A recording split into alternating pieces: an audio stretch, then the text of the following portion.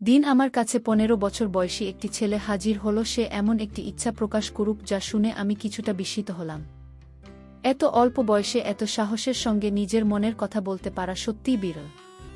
আমি ভাবলাম তার কম বয়স ও সরলতার কথা বিবেচনা করে চুপ থাকাই ভালো হবে। তবে সে সময় আমার কিছুটা অর্থের প্রয়োজন ছিল। তাই মনে মনে ভাবলাম এই ছেলেটি তো আমার কোনো ক্ষতি করতে পারবে না। এই ধরনের ব্যাপার সাধারণত ২১ মিনিটের বেশি স্থায়ী হয় না। তাই এটাকে আমার জন্য একটা সুযোগ হিসেবে দেখা যেতে পারে। তারপর আমি সেই ১৫ বছরের ছেলেকে যা ভেবেছিলাম তা আমার সম্পূর্ণ ভুল ছিল। তার বয়স কম হলে কি হবে, সে তো আমার সাথে সারা রাত। বাকিটা গল্পতে বলছি। আমার নাম লিজা, বয়স ১৮। আমি একজন স্বাধীন এবং আত্মনির্ভরশীল মেয়ে, দেখতে বেশ সুন্দর ও আকর্ষণীয়। ছোট্ট একটি শহরে থাকি, যেখানে সবাই সবাইকে চেনে। আমার বাবা মা অনেক ছোটবেলাতেই মারা গেছেন, তাই একা থাকার অভ্যাস গড়ে তুলেছি। জীবনের সরল ধারা বজায় রেখে চলতে পছন্দ করি। নিজেকে নিয়ে অহংকার করার কোনো প্রয়োজন বোধ করি না। শহরের বাইরে আমার শান্তিপূর্ণ একটি বাড়ি আছে, যেখানে গাছপালা ও ফুলের বাগান রয়েছে। সকালে যোগ ব্যায়াম করি এবং বাগানের যত্ন নিই। আর্থিক অবস্থা খুব একটা ভালো না হলেও পরিশ্রম চালিয়ে যাচ্ছি। বই আমার প্রিয় সঙ্গী, বিশেষ করে রোমাঞ্চকর প্রেমের গল্প। একা থাকি বলে ঘরের সব কাজ নিজেই করি। সেদিন একটু গরম ছিল, তাই কিছুক্ষণ বিশ্রাম নিচ্ছিলাম। এমন সময় দরজায় হালকা করা নাড়ার শব্দ হল। দরজা খুলতেই দেখি পাশের বাড়ির ছেলে আবির দাঁড়িয়ে আছে। আবির মাঝে মধ্যে আমার বাড়িতে আসে। আমাদের মধ্যে ভালো বোঝাপড়া রয়েছে। আমাদের বাড়ির আশপাশে প্রায় একটি ছেলে ঘুরে বেড়ান। বয়স খুব বেশি হলে ১৫ বছর হবে। তার চোখে কৌতূহলের ঝিলিক ছিল, যে অনেক কিছু বলতে চায় কিন্তু বলতে পারছে না। একদিন সেই ছেলেটি এসে বলল, দিদি, আপনার কাছে আমার কিছু প্রয়োজন। তার চোখে এক ধরনের উত্তেজনা ছিল, যে কিছু লুকোতে চাইছে। আমি তাকে ঘরে আসতে বললাম এবং জিজ্ঞেস করলাম, তোমার কি প্রয়োজন? ঘরে ঢোকার পর তার চোখে কিছুটা অদ্ভুত ঝিলিক লক্ষ্য করলাম। সে এমনভাবে তাকাচ্ছে যেন কিছু বলতে চায়, কিন্তু বলতে পারছে না। তার দৃষ্টি বারবার আমার দিকে যাচ্ছিল, যা আমাকে কিছুটা অস্বস্তিতে ফেলেছিল। তারপর সে বলল, আমি একা থাকি এবং আপনার সঙ্গে একান্তে কথা বলতে চাই। আমি আপনাকে কোনো অসুবিধায় ফেলবে না, বরং আপনার প্রয়োজনে সাহায্য করব। আমি ছেলেটিকে মাথা থেকে পা পর্যন্ত একবার দেখে নিলাম। উচ্চতায় বেশ লম্বা হলেও বয়সে খুব কম। আমি বিনয়ের সঙ্গে জানিয়ে দিলাম, তুমি এখনো ছোট এবং আমি মনে করি না তোমার বয়স এই ধরনের কাজে উপযুক্ত। কিন্তু সে হেসে বলল, আমি ছোটবেলা থেকেই অনেক অভিজ্ঞতা পেয়েছি। মাত্র ১০ বছর বয়স থেকেই কাজকর্ম করছি। আমার কোনো পরিবার নেই। আমি একাই সব কিছু সামলাই। আমাকে বিশ্বাস করুন। আমি আপনাকে নিরাশ করব না, বরং আপনার প্রত্যাশা পূরণ করতে পারব। তার কথা শুনে আমি সত্যিই বিস্মিত হলাম। এই ছোট্ট ছেলেটি এত কিছু কেমন করে বলছে? বুঝতে পারছিলাম। আমি জিজ্ঞেস করলাম, তোমার বাবা মা কোথায়? সে বলল, আমি একা, বাবা মা নেই। অনেক ঘুরে বেরিয়েছি, এবার এই কাজ শুরু করেছি এবং ভালোই চলছে। এখন আমি এই কাজটা আরও বাড়াতে চাই। তাই আপনার সঙ্গে কথা বলতে এসেছি। যদি আপনি সাহায্য করেন তবে আপনার উপকারে আসতে পারব। তার এই কথা শুনে আমি অবাক হলাম। আসলে আমারও এমন একজন সহকারীর প্রয়োজন ছিল, যে ছোটখাটো কিছু কাজ সামলে দিতে পারবে। তাই তার প্রস্তাব গ্রহণ করলাম।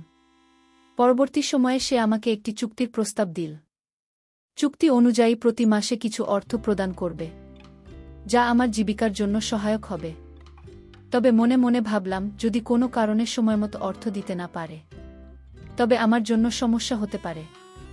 তবে ছেলেটি মাত্র ১৫ বছরের এবং সহজেই তাকে প্রয়োজন অনুযায়ী পরিচালনা করতে পারব। এইভাবে চুক্তি পাকাপাকি করলাম। আমি একা ছিলাম, তাই দোকানটি তাকে ভাড়া দিয়ে দিলাম। সে বল দোকানে সে থাকতে চায়, কারণ তারা বড়জোর বলতে কেউ নেই। এতদিন রাস্তার উপর কাজ করত, এখন দোকানে সেটি চালাবে। এতে আমার আপত্তির কিছু ছিল না। তাকে বললাম, ঠিক আছে, শুধু সময় মতো টাকা দিয়ে দিও। এরপর সে দোকানে নারীদের ব্যবহারের কিছু সামগ্রী এনে সাজিয়ে রাখুন। কিছুদিনের মধ্যেই তার ব্যবসা জমে উঠল। সারাদিন দোকান খোলা রাখতে এবং অনেক মহিলা তার দোকানে কেনাকাটা করতে আসতেন। রাত হলে দোকানে ঘুমিয়ে পড়ত। দীর্ঘদিন ধরে দোকানটি খালি ছিল। আগেও কয়েকবার দোকানটি ভাড়া দিয়েছিলাম, কিন্তু কেউ বেশি দিন এখানে থাকতে পারেনি, সবাই বলতো এই জায়গাটা ব্যবসার জন্য উপযুক্ত নয়। এমনকি আমি ভেবে নিয়েছিলাম দোকানটি আর কেউ ভাড়া নেবে না, কিন্তু এই ছেলেটি শুধু ভাড়াতেই ছিল না, বরং দোকানটি চালিয়ে বেশ জমিয়ে তুলেছে। আশ্চর্যের বিষয় হল, সে দোকানে নারীদের জন্য জিনিসপত্র রাখতে এবং বেশিরভাগ ক্রেতা ছিল নারীরাই। দোকানের কাজের পাশাপাশি সে আমার ছোটখাটো কাজগুলোতেও সহযোগিতা করত। কর্ম এবং বুদ্ধিমান ছিল সে। দোকানে আসা ক্রেতাদের প্রতি তার আচরণ ছিল বেশ আলী এবং জিনিসগুলো সুশৃঙ্খলভাবে সাজিয়ে রাখত, যা আমাকে মুগ্ধ করেছিল। তার দায়িত্ববোধ সময়ের সঙ্গে বাড়ছিল। প্রতিটি জিনিসে অত্যন্ত যত্ন সহকারে পরিচালনা করতে ক্রেতাদের সেবায় মনোযোগী ছিল, এবং তার কাজ ছিল এক ধরনের সততা ও পরিপাটি ছাপ। সে নিয়মিত তার ব্যবসা উন্নতির জন্য নতুন নতুন আইডিয়া নিয়ে আসত, নতুন কিছু কৌশল প্রয়োগ করেছিল, যার ফলে দোকানের বিক্রিও বাড়তে শুরু করল। কিছুদিন পর আমাদের মধ্যে বন্ধুত্ব গড়ে ওঠে আর সে আমার ছোটখাট কাজে সাহায্য করত। যখন খাবার একটু বেশি তৈরি হতো সেটি দোকানে পাঠিয়ে দিতাম। দোকান আর বাড়ির মাঝে ছোট্ট একটা দরজা ছিল। প্রয়োজন হলে সেই দরজা খুলে আবিরের সঙ্গে কথা বলতাম। ধীরে ধীরে আমাদের মধ্যে সম্পর্কের গভীরতা বাড়তে লাগল। আমি নিজেও একাকী ছিলাম, তাই আবিরের সঙ্গে পেয়ে অনেকটাই ভাল লাগছিল। আসলে আমার কোনো সন্তান ছিল না, আর আমার স্বামী সুরেশ গুরুতর অসুস্থ ছিলেন। সংসার চালানো আমার জন্য কঠিন হয়ে পড়েছিল। কেউ কেউ মাঝে মাঝে সাহায্য করলেও দোকান থেকে আসা টাকাটা আমার জন্য বেশ সহযোগিতা ছিল। তাই আবিরের সঙ্গে সম্পর্কটা ঘনিষ্ঠ রাখার চেষ্টা করছিলাম, যে সে দোকান ছেড়ে না যায় এবং আমার এই ছোট্ট আয়ের উৎস বজায় থাকে। কিন্তু আমি জানতাম না যে ছেলেটিকে আমি ছোট এবং সরল মনে করেছিলাম, সে এতটাও সহজ সরল নয়। আমাদের সম্পর্কের গভীরতা বাড়তে থাকলে আমি তাকে আমার বাড়িতে আসার অনুমতি দিলাম। ছোট ছোট কাজের জন্য সে আমার বাড়িতে চলে আসত, আর বাকি সময়ে দোকানে কাটাতো আমার স্বামী সুরেশের। এতে কোনো আপত্তি, কারণ আমার কাছে তখনও 15 বছরের একটি বাচ্চা ছিল। বরং আবিরের উপস্থিতিতে আমাদের জীবনটা অনেকটাই জীবন্ত হয়ে উঠেছিল। আগের মতো একাকিত্ব আর মনোভাব ছিল না। কিছুদিন পর ঋতু পরিবর্তনের কারণে সুরেশের স্বাস্থ্যের অবনতি হতে লাগল। আমার কাছে তাকে হাসপাতালে নেওয়ার মতো টাকাও ছিল না। একদিন এমনই এক সময় আমি কাঁদছিলাম। আবির আমাকে দেখে জানতে চাইল, তুমি কাঁদছো কেন? তাকে সব বললাম, সুরেশের অসুস্থতা, হাসপাতালের খরচের চাপ এবং আমার একাকিত্বের অনুভূতি, একজন সন্তানের অভাব আমার জীবনের শূন্যতাকে আরও বাড়িয়ে দিয়েছে। আবির আমার কথা শুনে মুচকি হেসে বলল, তাহলে সন্তান নিচ্ছেন না কেন? এতে সমস্যা কি? তার প্রশ্নে আমি লজ্জায় পড়ে গেলাম। বুঝিয়ে বললাম, সুরেশ এখনও অসুস্থ। বিবাহের শুরুতে সুরেশ ইচ্ছে ছিল না যে আমরা সন্তান নেয়ার ঝামেলায় যাই, তো সন্তান নেওয়ার প্রয়োজন অনুভব করলাম। তাহলে হঠাৎ অসুস্থতা আমাদের জীবন একেবারে পাল্টে দিয়েছিল। সুরেশ একের পর থেকে সে আর সুস্থ জীবনে ফিরতে পারেননি। ভালোবেসে বিয়ে করলেও ধীরে ধীরে সম্পর্কটি বাধ্যবাধকতা রূপ নিয়েছিল, কারণ আমার সামনে আর কোনো পথ খোলা ছিল না। আবির হয়তো আমার মুখের অভিব্যক্তি বুঝতে পারছি। সে বলল, আপনাকে চিন্তা করতে হবে না, আমি তো আপনার পাশে আছি। শীঘ্রই আপনার সব সমস্যা দূর হয়ে যাবে। আবিরের কথায় আমার মুখে হাসি ফুটে উঠল। সে এত ছোট হয়েও এত সাহসী যে প্রতিটি সমস্যার মুখোমুখি হতে পারে, আর আমি এত বছর পেরিয়ে এসেও সাহস জোগাতে পারিনি। আবির ছোটবেলায় মাত্র 7 বছর বয়সে তার বাবা মাকে হারিয়েছি। তবুও সে জীবন সংগ্রামে হার মানেনি। নিজের পথ নিজেই তৈরি করেছেন, এবং পাশাপাশি সুরেশেরও যত্ন নিতে শুরু করেছিল। আবিরের সরলতা ও সাহসিকতা আমার মন ছুঁয়ে গেল। তার কথাগুলো আমাকে কিছুটা হলেও স্বস্তি এনে দিল।